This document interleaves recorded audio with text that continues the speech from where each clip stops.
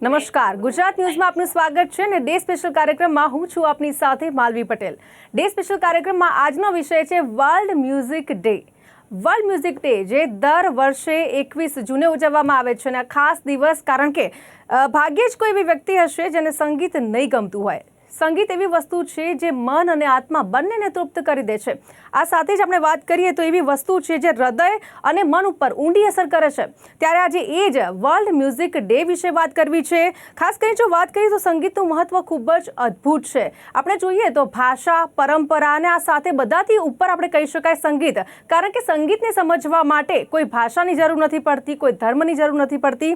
સાથે ભાષા, સંસ્કૃતિ, પરંપરા અલગ હોય છતાં પણ સંગીત લોકોને એક કરવાની શક્તિ ધરાવે છે. ત્યારે આ સંગીત છે એને થેરાપી તરીકે પણ તેનો ઉપયોગ કરવામાં આવે છે. ત્યારે ડે સ્પેશિયલ કાર્યક્રમની અંદર આજે એ જ વિશે ચર્ચા કરવી છે અને આ જ વિષય ઉપર ચર્ચા કરવા માટે આપણી સાથે ગેસ્ટ પેનલમાં જોડાયા છે સમીર રાવલ, જેઓ મ્યુઝિક ડિરેક્ટર છે, સાથે મિતાલી નાગ, જેઓ સંગીત વિશારદ છે, અને સલીલ મહેતા, જેઓ મ્યુઝિક ડિરેક્ટર છે. આપ તમામ ગેસ્ટનું ડે સ્પેશિયલ કાર્યક્રમમાં સ્વાગત છે. સૌથી પહેલા તો વાત કરવી છે જે પ્રમાણે આપણે સ્ટ્રેસમાં હોઈએ, ટેન્શનમાં હોઈએ, કંટાળો આવતો હોય તો આપણે મ્યુઝિક જે છે મૂડ સુધારી દે છે. તો એ કેવી રીતે બને છે સમીરજી? નમસ્કાર, હું સમીર રાવલ, મ્યુઝિક ડિરેક્ટર છું અને લગભગ છેલ્લા 47 વર્ષથી આ લાઈનમાં છું. કારણ કે મારી ઉંમર 62 વર્ષ, પણ તમે આજે પણ હું એવી રીતે સક્રિય છું ડ્યુ ટુ મ્યુઝિક. કારણ કે મ્યુઝિક એવી વસ્તુ છે કે જેનાથી માણસ સતત કાર્યરત અને જુવાન રહે છે. અને હું તો મ્યુઝિક વિથ મેડિટેશન પણ કરાવું છું. જેને રાત્રે ઊંઘ ના આવતી હોય એના મ્યુઝિક બનાવું છું. પ્લસ અમુક મ્યુઝિક થેરાપી પણ હું કરાવી રહ્યો છું. એટલે મારી જાત ઉપર તો હું પ્રયોગ કર્યું જ છું. પણ મ્યુઝિક એવું છે કે કુદરત, સંગીત કા જો પ્રેમી वो કિસ્મત વાલા હૈ. સારેગામા પધનિસા આપણું છે, ડોરે મીફાસો એ વેસ્ટર્નનું છે. દુનિયામાં 7 સ્વરોથી વધારે કોઈ સંગીત નથી. પણ સંગીત કોઈ પણ તણાવવાળો આપણે હોય, આપણે સ્ટ્રેસમાં હોઈએ, કોઈની જોડે ઝઘડો થયો હોય, આપણો મૂડ ના હોય, તો શાંતિથી આપણે ગમતું કોઈ ગીત સાંભળીએ ને તો 10 મિનિટમાં માણસ સ્ટ્રેસમાંથી બહાર આવી જાય છે. એટલે સંગીતની એટલી બધી વિશેષતા છે. સંગીતમાં છે ને બહુ જ મોટી તાકાત છે. એ મેં તો જાતે અનુભવ્યું છે. આજની તારીખે પણ અમે જ્યારે સ્ટેજ ઉપર જઈએ છીએ અને સ્ટેજનો જે માહોલથી આપણે ગમે તેટલો થાક હોય, ગમે તેટલો કોઈ પ્રોબ્લેમ હોય, પણ એકવાર સ્ટેજ ઉપર આવ્યા પછી બધું ભૂલી જવાય છે. એટલે હું તો એમ કહીશ કે સંગીત જેને વરેલું છે ને એ ખૂબ જ કિસ્મત વાળો છે. સમીરજી, આપે જે પ્રમાણે જણાવ્યું કે મૂડ ઉપર આધાર હોય છે સંગીત, રાઈટ? તો કયા સમયે કયું મ્યુઝિક સાંભળવું એ કઈ રીતે ડિસાઈડ કરી શકાય? ડિપેન્ડ છે કે સવાર છે તો આપણે આહિર ભૈરવ સાંભળતા હોઈએ, તેમાં થોડું મધ્ય લયથી તમે સાંભળો ને તો આખું તમારી જે દિવસ દરમિયાનનું તમારું જે કામ કરવાની તમારી ગતિ છે ને એને સારો એવો વેગ મળે છે. સાંજે તમે પૂર્યા ધનાશ્રી સાંભળો તો સાંજે ઘરે આવ્યા હો ઓફિસથી કે થાક્યા પાક્યા તો પૂર્યા ધનાશ્રીમાં કંઈક સાંભળો તો એકદમ તમારો એકદમ થાક થોડી વારમાં ઉતરી જાય છે.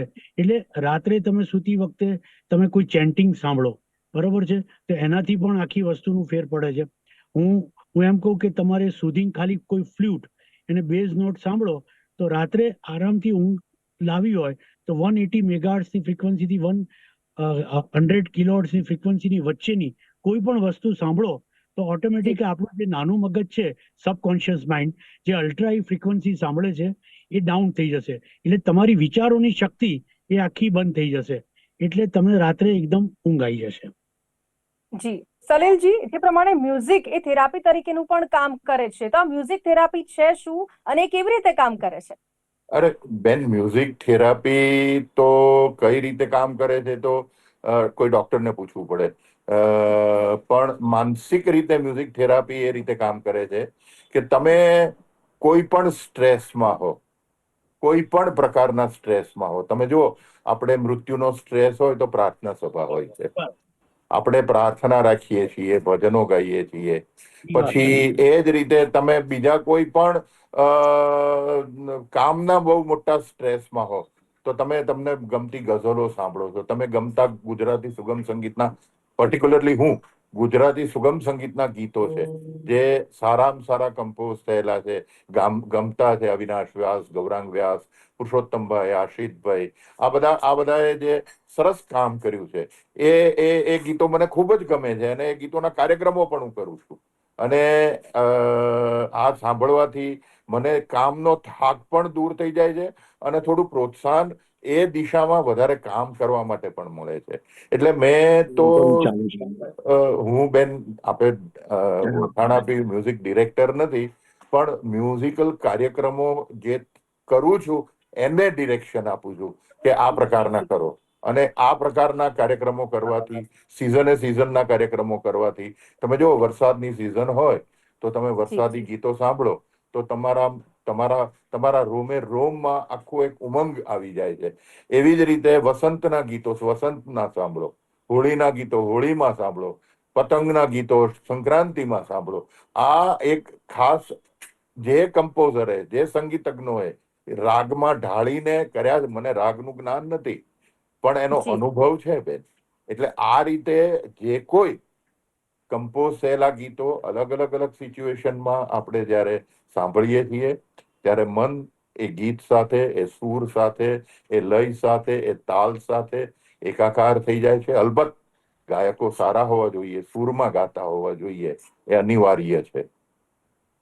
બિલકુલ થી મિતાલીજી, ધ્યાન દોરવું હોય અથવા તો માનસિક સ્થિરતા જોઈતી હોય તો સંગીતનો સહારો લેવો જોઈએ. શું માનવું છે આપનું?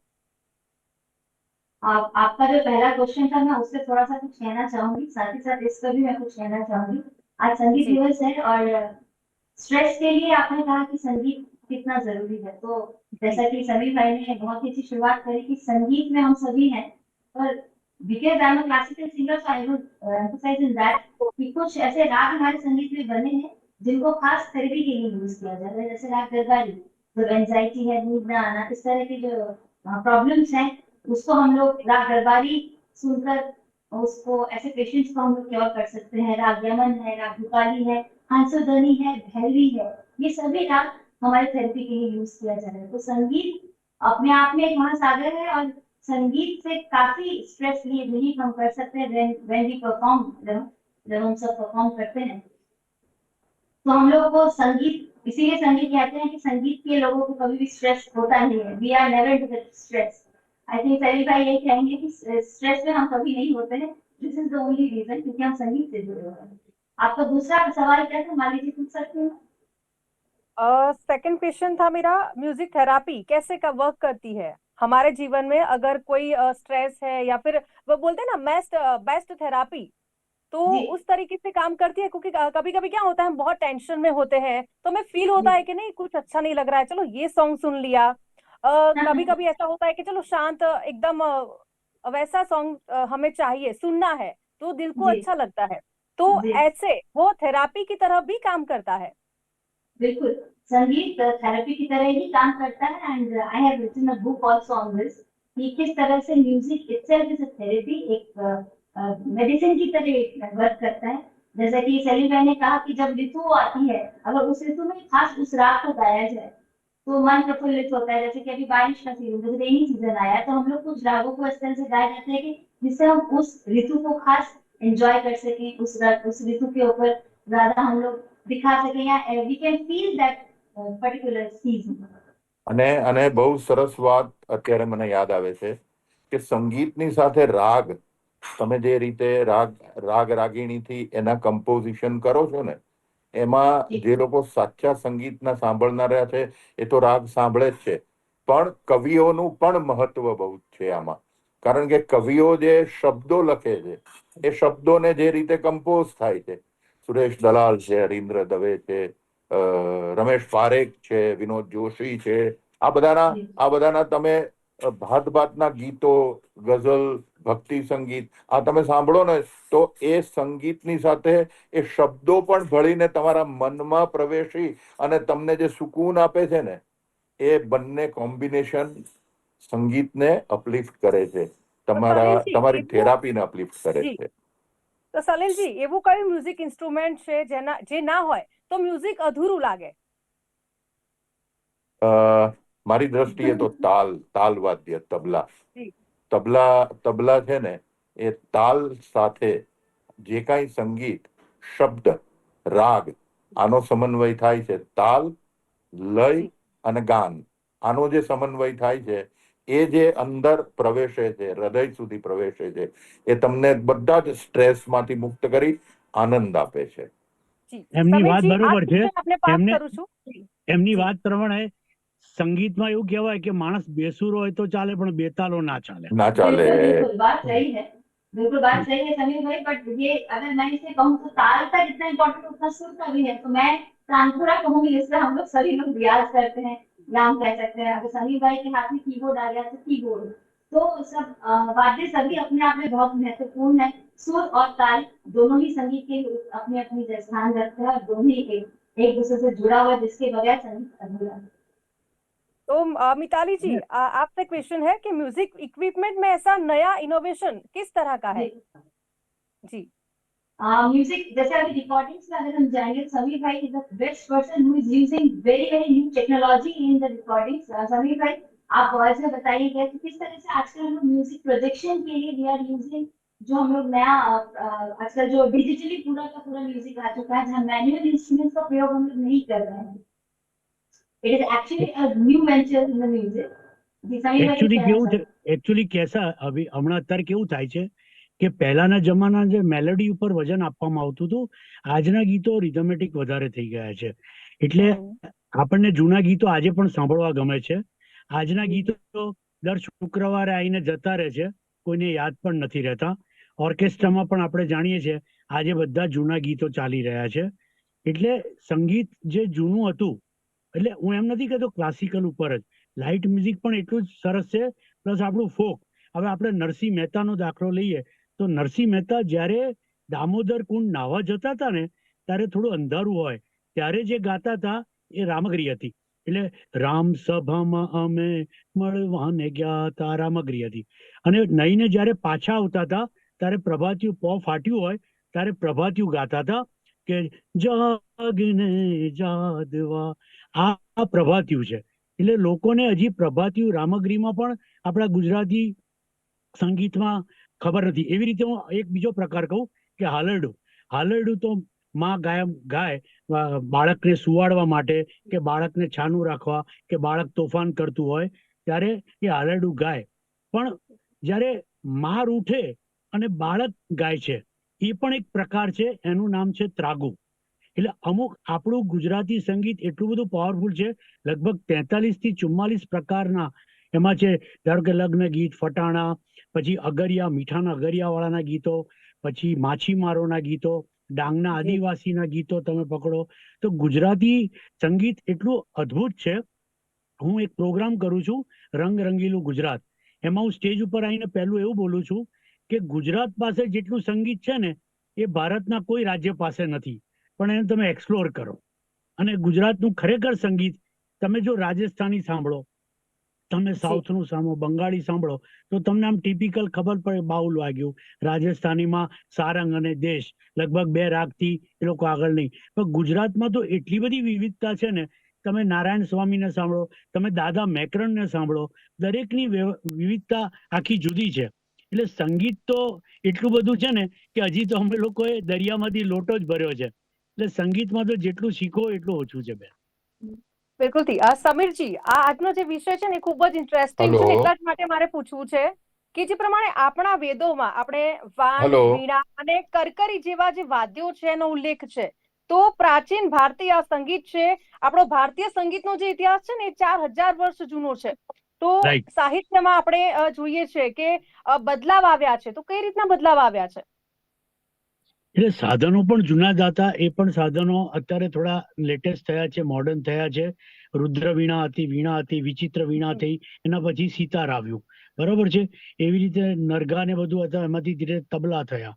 અત્યારે તો લેટેસ્ટ દરબુકા, જાંબે એવા નવા ઇન્સ્ટ્રુમેન્ટ્સ આવ્યા છે. એટલે સમય પ્રમાણે બધામાં ફેરફાર થયા. પહેલા હાર્મોનિયમ જે હતા, હવે ઇલેક્ટ્રિક ઓર્ગન, ઘરે ઘરે ઇલેક્ટ્રિક ઓર્ગન આવી ગયા છે. એટલે લોકો એવી રીતે ધીરે ધીરે હવે લોકોને જે ફાવે છે એ વસ્તુ પ્રમાણે એનો ફેરફાર થતો ગયો છે. એટલે સાધનમાં નથી કોઈ પ્રોબ્લેમ, પણ સંગીત તો એનું એ જ રહ્યું છે. તમારું પ્રેઝન્ટેશન બદલાઈ ગયું છે ખાલી. यस। जी मिताली जी, हमारे जीवन में संगीत का क्या महत्व है? हम सबसे संगीत के ऊपर यही चर्चा कर रहे हैं कि संगीत के बिना ही, मैं तो कहूँगी संगीत के बिना जीवन अधूरा है, ऐसा कह सकते हैं। क्योंकि संगीत शुरुआत हर जैसे हम लोगों ने कहा कि अगर दुख का माहौल है तो भी प्रेयर हम लोग करके संगीत हमारे बीच में रहता है। अगर हमारा मन प्रफुल्लित करना है तो भी हम संगीत को ही याद करते हैं। तो संगीत हर जगह पे है और संगीत जीवन के हर पहलू पे बहुत ही जरूरी है। इसके अलावा हम सब अधूरे हैं, संगीत के बिना सब कुछ अधूरा है। અમારે हाँ, પણ बिल्कुल। એવું છે કે અમે जी અમે ભારતના પહેલા પતિ પત્ની ફિલ્મ સંગીતકાર છીએ. લગભગ 150 થી વધારે ફિલ્મો કરી, પણ અમારે જે जी ઝઘડા થાય ને એ સંગીતના જ થાય કે ના આ ફ્લ્યુટની જગ્યાએ વાયોલિન વાપરો, અહીં પિયાનો વાપરો. અમારા ઘરમાં કરિયાણું ઓછું કે એ બધું હોય એ બધું નોકર કરી લે, પણ અમારે બધું સંગીતમાં જ થાય. પેલું બાંકેલાલ જેવું કે કંઈ પણ વાત કરો તો સંગીતની જ વાત કરો. એટલે 24 કલાક અમારા જીવનમાં તો સંગીત વણાયેલું જ છે. તમે લોકો स्पेशली તો वो हम તમે सभी अपने તમે તમે લોકો તો બધા સંગીત વાળા છો, હું તો નાટક વાળો છું બેન. મેં નાટકો એટલા બધા કર્યા છે, નાટકો કરાવ્યા છે, છતાં પણ મારું અત્યારે જે કાંઈ પ્રાધાન્ય છે જીવનનું એ સંગીત તરફ વધારે છે, સુગમ સંગીત તરફ વધારે છે. આ તમે વિચારી શકો છો કે એક માણસ પોતાની કરિયરથી બીજી કેરિયર બનાવવા માટે સંગીતનો સહારો લે, અને હું છેલ્લા 40 વર્ષથી લઉં છું. તો સંગીતે કેટલો મને પ્રભાવિત કર્યો હશે, કેટલો આનંદિત કર્યો હશે, કેટલો પ્રફુલ્લિત કર્યો હશે, અને કેટલો સમાજ સુધી પહોંચાડ્યો હશે. આ સંગીતની અગત્યતા છે. બિલકુલથી સમીરજી, જે પ્રમાણે ભાષા, સંસ્કૃતિ, પરંપરા અલગ હોય તેમ છતાં સંગીત લોકોને એક કરવાની શક્તિ ધરાવે છે. એટલે કે ગમે તેવું સંગીત હોય, તમને ખબર ન પણ પડતી હોય સંગીતમાં, છતાં પણ તમે તેને એન્જોય કરી શકો છો. તેને લઈને શું કહેવું છે આપનું? એનો એક દાખલો આપું. મારા જી ગુરુજી છે સાઉથના મ્યુઝિક ડિરેક્ટર ઇલિયા રાજા. હું સાઉથમાં તૈયાર થયો છું. તો એ વર્લ્ડના 6થા માણસ અને એશિયાના પહેલા માણસ છે જેણે ફિલ હાર્મોનિક ઓર્કેસ્ટ્રા કંડક્ટ કરી છે અત્યારે. અને એ 84માં એમણે કરી હતી. એના પછી આજ દિન સુધી ફિલ હાર્મોનિક ઓર્કેસ્ટ્રા હજી સુધી કોઈએ કરી નથી. એમાં 800 મ્યુઝિશિયન્સ બેઠા હોય અને 2.5 કલાકની નોન સ્ટોપ સિમ્ફની હોય. તમને વાયોલિનની બહુ મૂકવાનો પણ ટાઈમ ના હોય, અને 2.5 કલાક નોનસ્ટોપ ચાલે. નોટેશન પણ પેડલ દબાવો એટલે નોટેશનનું પેજ પણ ફરે. એટલે ટોટલી 2.5 કલાકની સિમ્ફની, અને વર્લ્ડ ઓવર જેમ બીથોન ને મોઝાર્ટે કરી હતી એવી ઇલિયા રાજાએ કરી હતી. હવે એ તો આપણા ભારતીય અને સાઉથ ઇન્ડિયન હતા, છતાં પણ ધોળિયાઓના દેશમાં જઈ, ઇંગ્લેન્ડમાં જઈ, લંડનમાં એમણે આ સિમ્ફની કંડક્ટ કરી હતી. એટલે મ્યુઝિક હેઝ નો બેરિયર. મેં તમને કીધું એમ આપણા સારે ગમ છે, એ લોકોના ડોરેમીફા, પણ म्यूजिक है is having presentation no language. અલગ હોવું જોઈએ. म्यूजिक का कोई भाषा नहीं है, मानवी जी, हम ऐसे ही कहेंगे। म्यूजिक हर જી कोई एंजॉय करता है, प्रकृति से जो भी जुड़ा हुआ है, चाहे पशु पक्षी, सभी लोग संगीत को एंजॉय करते हैं। नेक्स्ट આજે क्वेश्चन मेरा આજે यही મેં था मिताली जी। नेक्स्ट नेक्स्ट जो क्वेश्चन था मेरा यही था कि मनुष्य जी, ही नहीं, प्राणी, वृक्ष, उस बिल्कुल। पर भी ये सकारात्मक और पॉजिटिव असर करता है। बिल्कुल मालवी जी, इस बारे में मैं ज्यादा इस तरह से कहना चाहूंगी कि कई ऐसे जो हमारे जो जानवर हैं, पशुओं पर भी ये प्रयोग किया जा रहा है, रागों से उनकी ट्रीटमेंट की जा रही है। केवल उतना ही नहीं, इवन प्लांट्स को ज्यादा ग्रो करने के लिए, उनको ज्यादा हेल्दी करने के लिए भी, जैसे कहते हैं कि काउ, जो हमारी गाय होती है, उस मिल्क प्रोडक्शन को ज्यादा करे, उसके लिए भी उन्हें सुबह रात सुनाया जाता है, जिससे कि उनका प्रोडक्शन, मिल्क प्रोडक्शन ज्यादा हो। तो બેન संगीत केवल मनुष्य को नहीं, पशु पक्षी और हर एक प्राणी को अपने मूड को अच्छा करने के लिए, या कह सकते हैं कि उसको जीवन को अच्छा जीने के लिए हेल्प करता है। બેન હું છે ને છેલ્લા 40 વર્ષથી 1993 થી નેશનલ ડેરી ડેવલપમેન્ટ બોર્ડ છે NDDB, अच्छा અને બીજું છે बराबर। ફેડરેશન એટલે અમૂલ, એની जी બધી જ લગભગ ફિલ્મો પશુપાલનની હું બનાવું છું. એટલે 4 વાગે अच्छा મારે મિલ્કિંગ થતું હોય ત્યારે શૂટિંગમાં જવું પડે, અને બપોરે જ્યારે 3-4 વાગે મિલ્કિંગ થાય ત્યારે જવું પડે. મેં પોતે આ નિહાળેલું છે, મેં પોતે જોયેલું છે કે ગાયની પાસે પશુપાલકો રેડિયો વગાડે, ટેપ રેકોર્ડર વગાડે તો મિલ્ક પ્રોડક્શન વધેલું જોયું છે મેં. વધારે આવે બરાબર છે. बिल्कुल આ મેં પોતે જાતે અનુભવેલું છે. કૃષ્ણ तो વાંસળી इससे વગાડતા अच्छा હતા और એવું. इससे अच्छा तो कोई होगा ही नहीं कि वो खुद इस पर प्रयोग कर रहे हैं ઓકે तो અને એટલે ઓકે આપણા મેમ જૂના થેન્ક યુ જમાનામાં સોરી કૃષ્ણજી- સમયનો અભાવ છે હા, હા. પણ સમીરજી, મિતાલીજી, સલીલજી, આપ તમામ અમારી સાથે જોડાયા બદલ આપનો ખૂબ ખૂબ આભાર. Thank you Thank you so much. Music day વખતે આવી રીતે યાદ કર્યા તે બદલ आपने सही તમારો याद બધાનો किया। આભાર. Thank you so much. Thank you so much. Thank you so તો મચ. જે સંગીતનું મહત્વ આપણા જીવનમાં ઘણું બધું છે. કહેવાય છે ને કે એક બેસ્ટ થેરાપી તરીકે પણ સંગીત કામ કરે છે. તો આજે વર્લ્ડ મ્યુઝિક ડે છે, જે સમગ્ર વિશ્વની અંદર ઉજવવામાં આવે છે. તો હાલ ડે સ્પેશિયલ કાર્યક્રમમાં બસ આટલું જ. ફરીથી નવા વિષય સાથે મળીશું. અત્યારે મને આપશો રજા. નમસ્કાર.